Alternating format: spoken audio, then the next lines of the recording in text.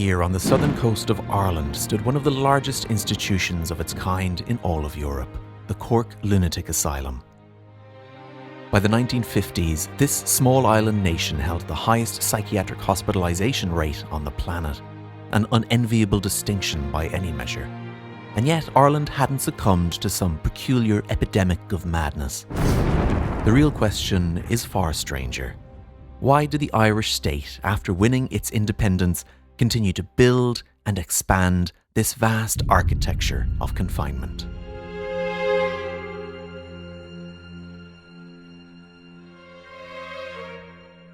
These were, in effect, small cities, engines of economy, providing employment for thousands and social containment for many more. Not the church, not the British, something built into the very fabric of Irish statecraft. In a poverty-stricken country, the asylum became the catch-all for social services, not just for madness, but for almost every form of social difficulty, particularly among the poorer classes. On any given day, more than 20,000 people resided within these walls, roughly 1 in every 150 souls.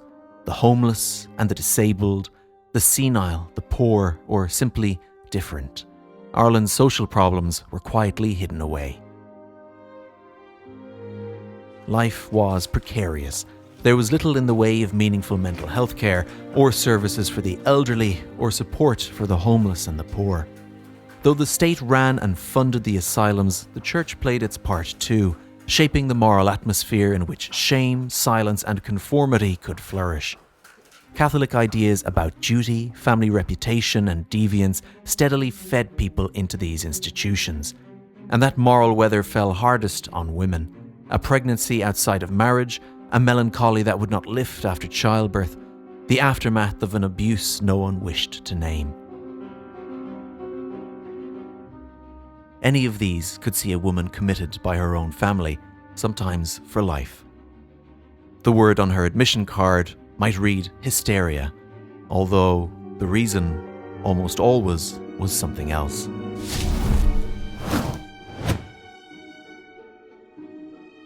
The institutions in turn became economic engines in their own right, employing staff, buying food and fuel, uniforms and medicines and building supplies, sustaining whole local economies.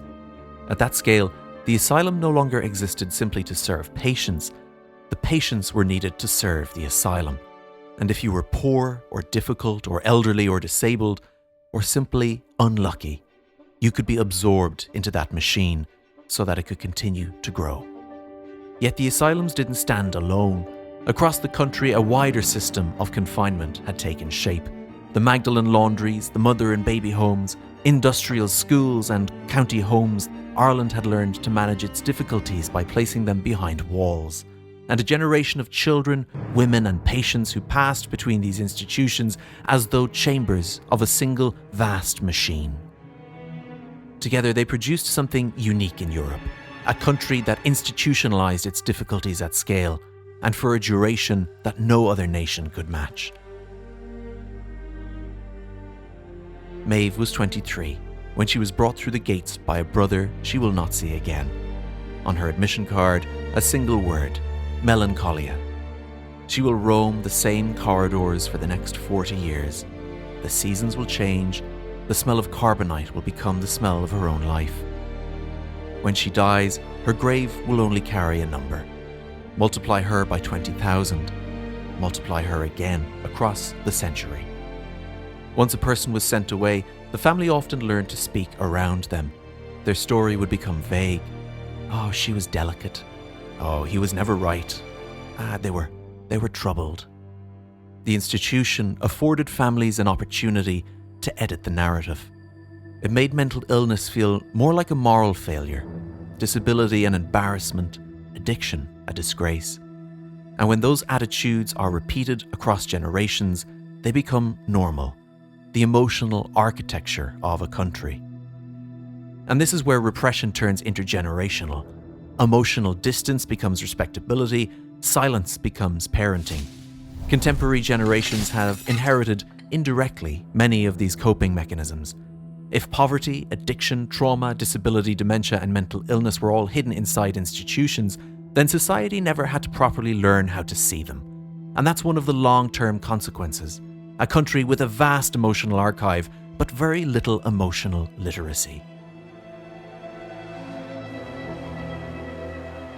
Survivor consultations describe it again and again: silence, humiliation, stigma, judgment. Ireland has acknowledged much of its institutional past, but there doesn't seem to be a collective regret, understanding, or closure. The Ryan Report did little to heal the wounds. It moved quickly past emotional digestion into state apology, then redress schemes. The process became legal, confidential, slow, and technical. It's an important distinction, this, because compensation and closure are two very different things.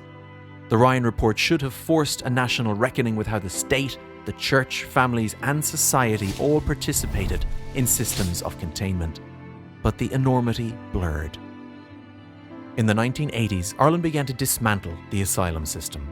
The very economic engine that had grown these massive Victorian complexes had ultimately become too expensive to run.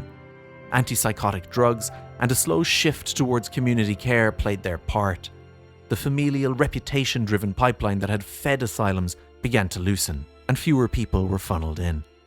Ireland's deinstitutionalisation was partly cushioned by a smaller population and an early wave of community care. But since that time, the population has risen by some 60%, another 2 million people, and that early community care did not scale with the population. Ireland's unusually large charity sector provides as much care as it can, but in the absence of state-led services, even they cannot conceal the torrent of social need now facing the country. And so the problems once hidden inside the asylum have returned to public view. Homelessness, addiction, disability, mental illness. Only now they are dispersed across charities, waiting lists, prisons, emergency departments, and private homes.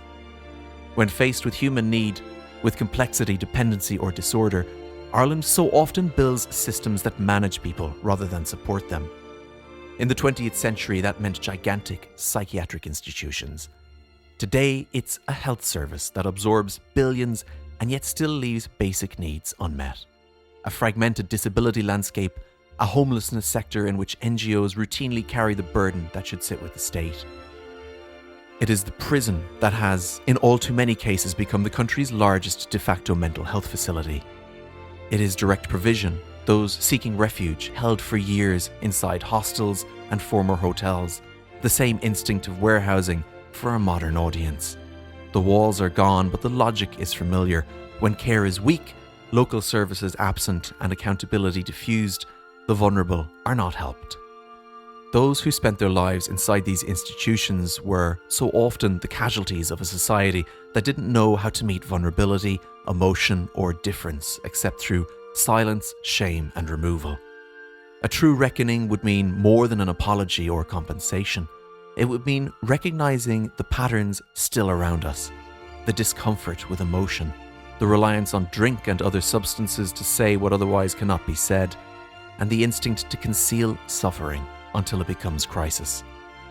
Learning about the true nature of these institutions is uncomfortable. But in remembrance to those who died behind those walls, many of them buried in unmarked graves, the hope is this: that Ireland might at last confront what happened honestly and grow beyond it, to honour those who lost their entire lives in asylums, and to ensure that future generations inherit something healthier in their place, a society more emotionally open, less ashamed of vulnerability, and more capable of meeting human difficulty with understanding rather than concealment.